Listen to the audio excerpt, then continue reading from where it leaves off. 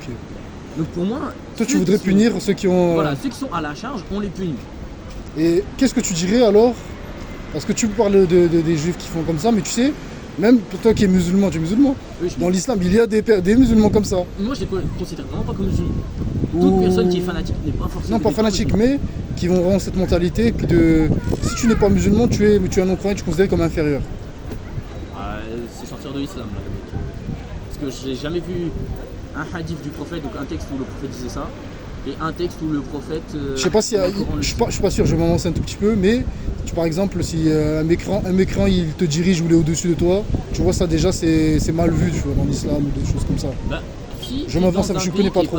Ouais, voilà, je m'avance un peu. Tu dois œuvrer pour être vu dans le bien dans ce pays, mais aider ce pays.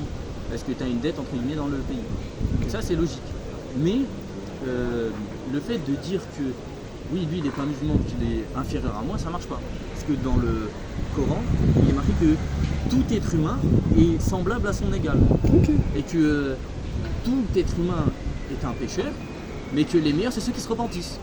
Ah ben mais tu peux pas être dit t'es au-dessus, t'es pas au-dessus. D'ailleurs, tu la connais, la sourate 9, le repentir. Bah oui, on parlait des juifs sionistes. Ah, oui. Il y a des sourates quand même qui sont très très hardcore dans le Coran, tu vois. Bah, surtout sur les mécréants. Mais on va pas trop aller là-dedans, tu vois. C'est pas une sourate qui est en mode...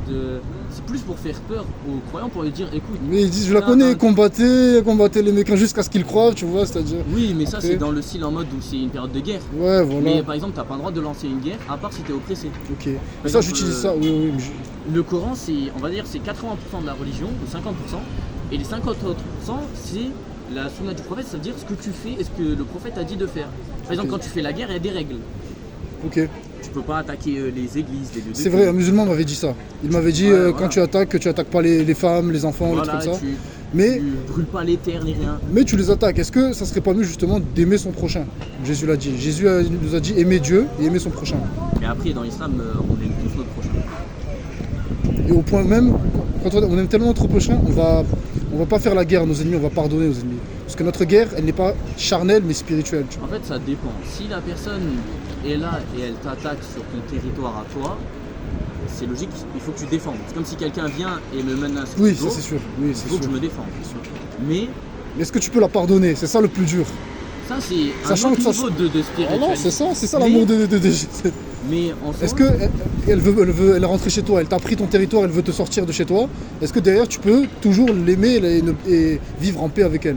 Ou c'est impossible? Pour moi, oui. En tout cas dans l'islam. En tout cas dans l'islam, oui, c'est sûr, parce que par exemple... C'est possible ça dans l'histoire du prophète, quand tu avais ses oncles qui le maltraitaient, qui lui lançaient de la boue, des cailloux, qui essayaient de le tuer, et que quand certains, après la guerre, sont restés en vie, et ils sont venus lui demander pardon, il a accepté leur pardon. Mais il a combattu quand même le prophète. Il a combattu les juifs, une guerre contre lui. Voilà, il a combattu. Mais par exemple le prophète, il avait signé un pacte avec une tribu qui était juive.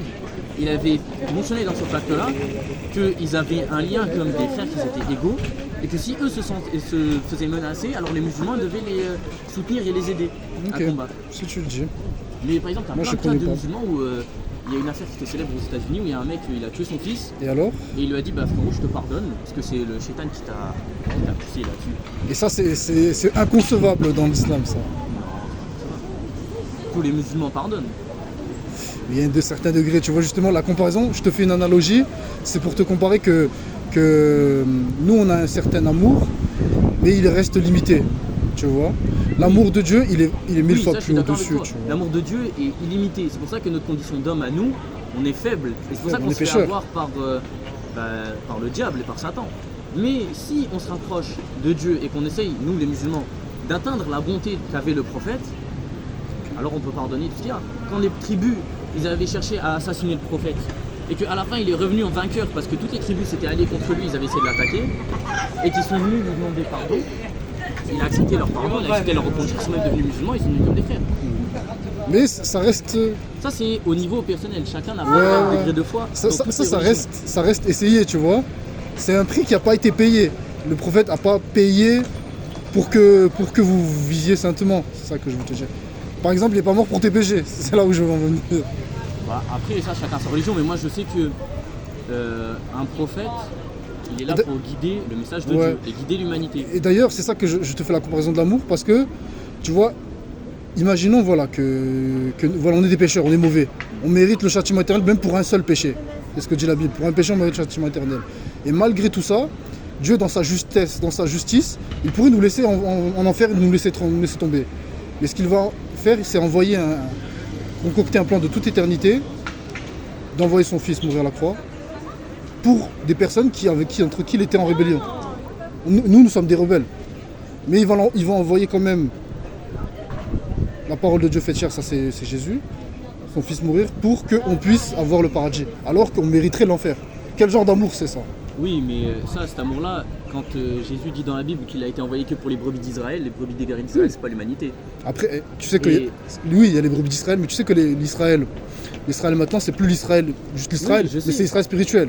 Mais c'est-à-dire que... C'est que, par exemple, le prophète, quand il est venu, et que, par exemple, on lui a envoyé son message, il a dit à son compagnon... Est-ce qu'il a dit que c'était juste pour les musulmans? Non, il n'a pas dit que c'était pour les musulmans. Voilà. Une personne qui est musulmane, c'est une personne qui se soumet à Dieu. Voilà, c'est ça. Donc si tu te soumets à Dieu, tu es aussi bien musulman que quelqu'un qui est musulman, qui s'appelle Karim, et tu veux. Voilà. C'est pour ça qu'il y a plein de convertis qui sont musulmans. Parce que ça, c'est l'islam, c'est pas régi que sur une seule personne. C'est vrai. On dit que c'est la soumission à Dieu. C'est pour ça que, par exemple, le prophète, dans un hadith, il dit qu'il a été envoyé comme merci pour l'humanité, et pas forcément qu'il était envoyé que pour un seul peuple ou pour détruire les peuples méchants. Mais c'est pour ça que pour tout le monde. Tu ne peux pas dire que Jésus a été envoyé par les brebis d'Israël, parce que dans une lettre de Paul, on dit que voilà, il n'y a plus ni juifs ni grecs, mais un seul peuple racheté un seul peuple sous le Christ. Moi, je suis pas chrétien.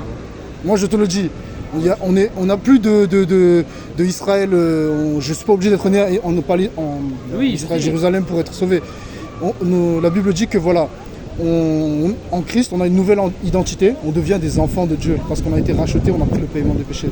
Tu vois, c'est ça l'identité qu'on a. C'est ça, on n'est pas juste une Israël, on est l'Israël spirituel. Tu vois. Oui, je comprends. Et c'est ça l'évangile que je voulais te partager, c'est que, voilà, si on donne notre vie à Dieu, moi c'est Jésus, tu vois, qui est la parole de Dieu faite chair, on peut être sauvé de nos péchés.